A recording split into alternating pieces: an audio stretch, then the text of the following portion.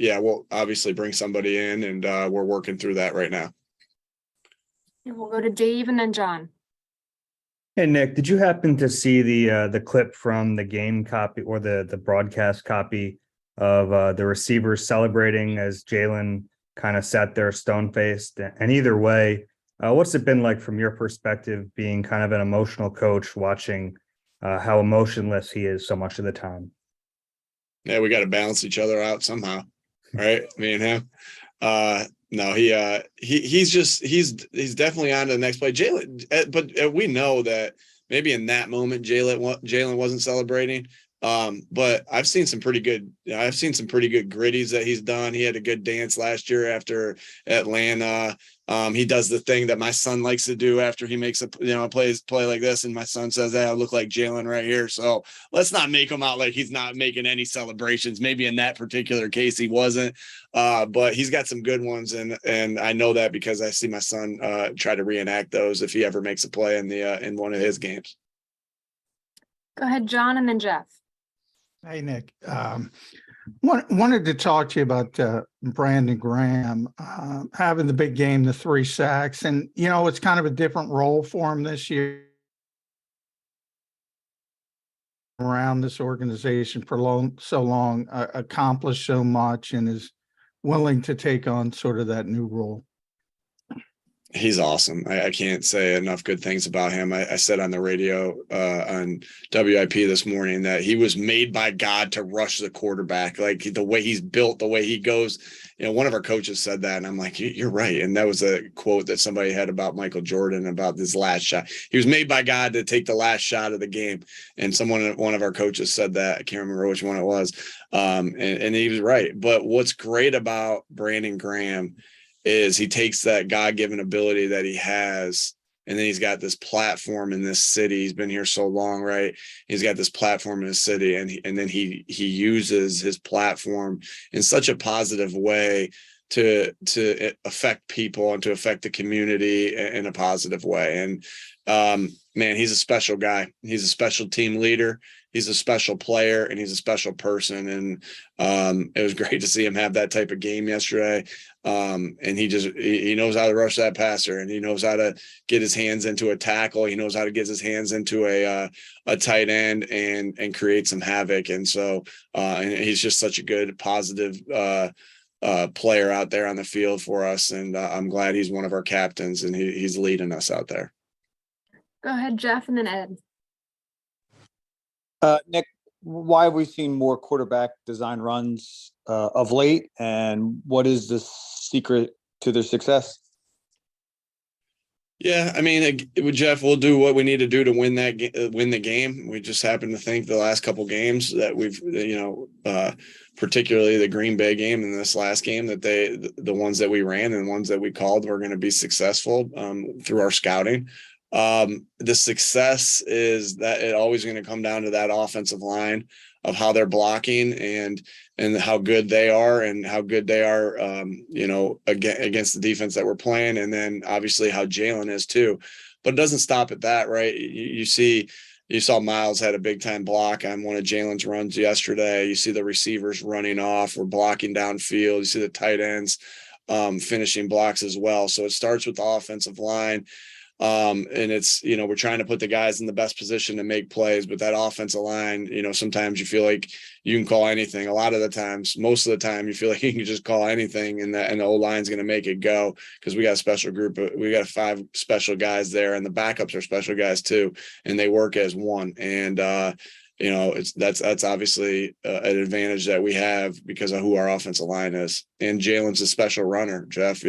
He's special at that. He's developing in all parts of his games, but all parts of his game. But one thing that we know, and one thing that he's always had, is this special ability to run the football, whether that's on a design run or on a scramble. He's special at that. Go ahead, Ed, and then Martin. Yeah. Hi, Nick. Just in terms of with Dallas Goedert being out these last 4 weeks, what have you seen, or how much have you seen, Grant and Jack improve in just that short time, and in what areas would you say? Yeah, thanks for asking that question, because it'll give me an opportunity to brag on these guys. They've really done a nice job. Jack Stoll is a tough-nosed, do dirty work type player, and now you're seeing him having to run some routes where he gets to run and show his ability to run, and make plays with the ball, and he's done that. He had a really nice shallow that we threw him yesterday, had a nice stiff arm off of that. He's really savvy on how to get to the guy he's supposed to block, whether that's a DN, whether that's a linebacker, whether that's a safety, whether that's a corner, on how he gets there and how he adjusts to the picture not being completely clean, right? He's just got great feel, great instincts, great toughness. This guy's playing really good football, and he's really developing nice. Great. Jason Michael's done a great job coaching him, and obviously Jack. That room's special too. I really like that room. They all are rooting for each other. Nobody's cheering for Jack Stoll more than Dallas Goedert on that sideline. I promise you that.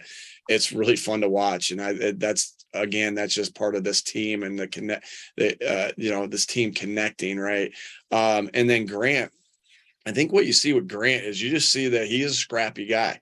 And you're seeing that more and more. He had a big time block on the long touchdown by Miles, where he worked his way through the line of scrimmage off a pole and got himself to his linebacker.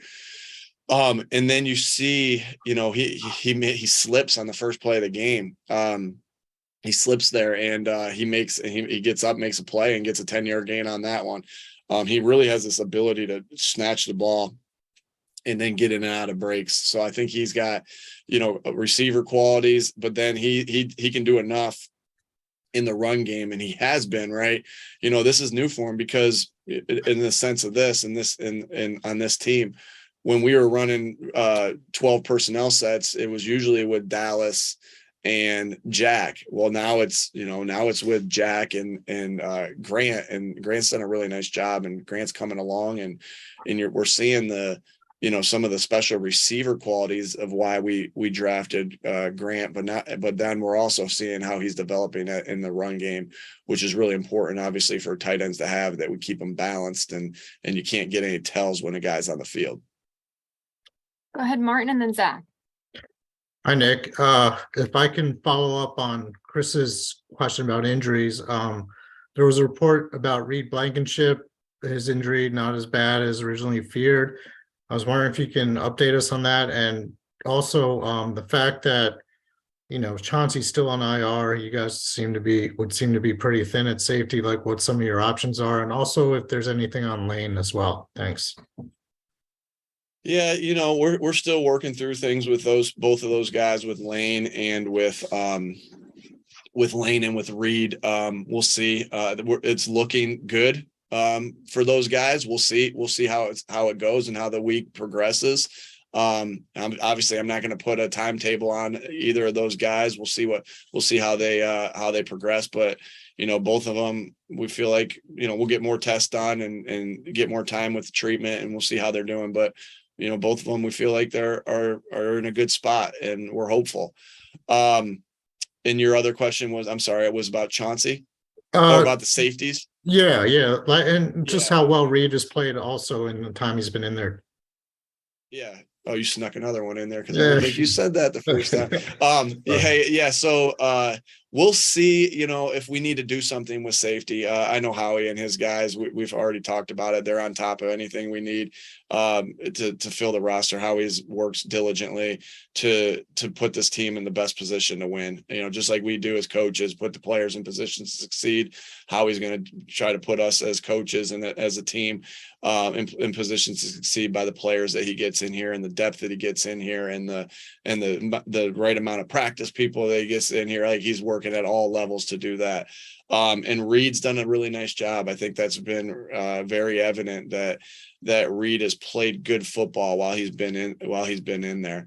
It was a shame that he had to leave yesterday's game because every snap that Reed gets, it feels like he just keeps getting better with every snap that he gets in his young career. And hopefully he'll be back soon and continue to get those reps. And but I think Reed, things Reed's done since he's he stepped into the lineup has been really nice. He can hit, he can cover, he can take the ball away. He's smart. He's fast, he's physical. And we're happy we have him. That's for sure. Thanks. We'll go to Zach and then Josh. Hey, good afternoon, Nick. On that opening drive, 7 different players caught passes. Was that the way it was scripted? And B, has the offense evolved to spread the ball out more? Or do you still view it kind of around those main guys like you always did? Well, I don't think I'll ever tell you how I scripted it. I just don't want the opposing coaches to know that. But what happens sometimes is the fact that the quarterback goes with the ball where the defense dictates it to, right? And so you always want to be aggressive and you're offensive. So you want to be on offense, you want to attack, but that doesn't mean you just aimlessly throw the ball into tight windows, or you aimlessly, you take what the defense gives you. That's playing quarterback at a high level. And there was a couple plays on that drive where I thought were outstanding plays by our quarterback. I mentioned yesterday where he just checked it down to Miles, but there's also a play that he checked it down to Zach Pascal as well for it was on a 2nd and 2 or 3 for a first down gain. And so it's good, when the ball's being spread, who the pass game runs through here. So when the ball's being spread around like that means Jalen's just playing at a very high level to get the ball to where the defense dictates it. What was the second part of your question, Zach? I'm sorry. Oh, no, you answered it. I was essentially curious because you heard throughout the preseason the storyline about getting everyone targets and how you keep everyone happy. And I didn't know if that's something you're mindful of, or if the offense is simply going in that direction. Yeah, I gotcha, Zach. And then I wore this sweatshirt, not just for myself, but because this is my Mount Union sweatshirt. We play in the national championship game this Friday night, which I'm pretty excited about. And then I think you asked me a question yesterday. You said, how does it feel to be 12-1? You've never been 12-1, but that there was not a year at Mount Union where we weren't 13-0 going into our last game. So in your NFL career, that is. I am just repping I figured I could say that to you right now, but I am just repping the Mount Union team that we're going to go play North Central this week at 7:00 on Friday. Let's go Raiders. Purple Raiders. Let's go Purple Raiders. I'm sorry. I got to add that in there because then people are going to think I'm talking about the Raiders. Purple Raiders, baby. Go ahead, Josh. Chris, I appreciate you laughing so hard at my jokes. You make me think I'm a lot more funny than I am. Appreciate you, Chris. Try not to die here. Nick, are you going to make it out to that game? It's actually in Annapolis. I'm not, but I probably could if Fridays weren't so hectic, but I'll be watching. I'm really excited to root for my alma mater. And I believe if we win this one, it'll be our 14th national championship since 1993. Great. If I could just squeeze in an Eagles question, looking ahead to next week with in particular with Justin Fields, when it comes to preparing for a quarterback who might have mobile capabilities, does it help, or how much of a benefit, I guess, rather is when the defense kind of naturally goes up against Jalen throughout practice, throughout training camp, really all throughout the year? Yeah, I think that's a big help. And so there's going to be a lot there, as you guys know, there's a lot of cross communication between the offensive staff and the defensive staff, right? You guys have asked me before why with Jonathan Gannon and how many conversations that him and I have had about how to attack a defense that he's very familiar with, dating back to our Indy days, obviously into here. Well, now, and then there's times where we can repay the favor of, hey, this is a style offense that we've run in the past, or that so there'll be a lot of cross talking, what affects us, what does here and there. And so, that to me, using every resource that you have is our job as coaches, to make sure we leave no stone unturned to help us win, help us put the players in position to win the game. So obviously they've seen some of the things that we've run. We're still early in our preparation for it, but I know the Bears are doing an outstanding job. I really hats off to their offensive coaching staff of what they've done to succeed and use their quarterback. I just got a lot of respect for that. With their coaches. And so, but yeah, we'll be talking like crazy about it. And it does help that, they have stuff on training camp that's going to look a little similar to, what the stuff that Chicago's running, and they can bounce things off of, training camp reps of what they did to succeed against us in training camp on the offensive side. All right, thanks for your time today, Coach. Thanks, everybody. Thanks, Nick.